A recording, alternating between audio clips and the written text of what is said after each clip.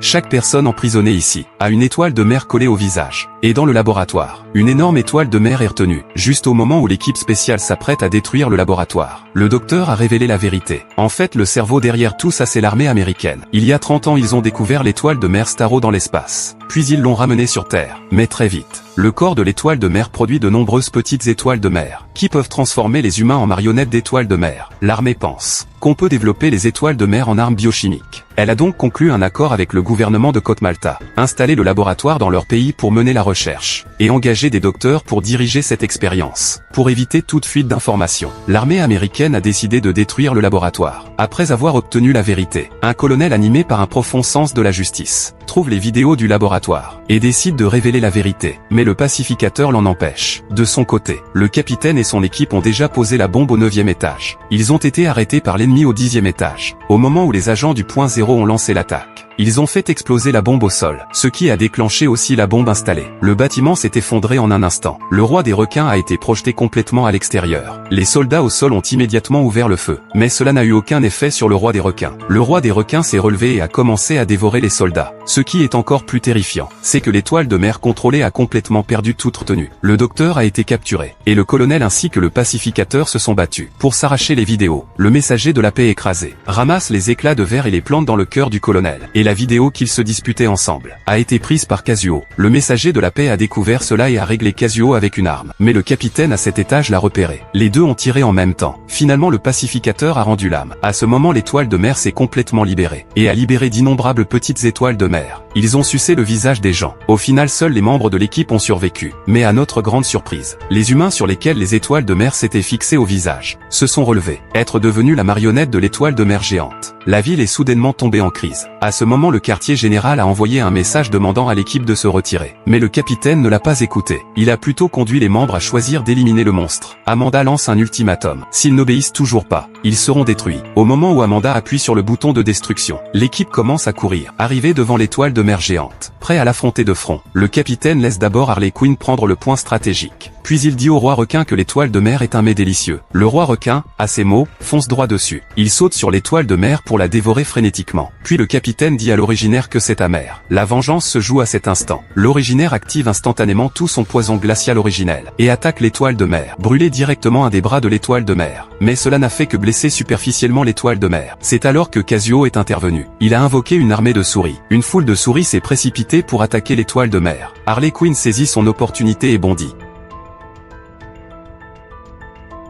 La horde la suit de près. Il démantèle totalement l'étoile de mer de l'intérieur. En seulement quelques minutes, l'étoile de mer Starro est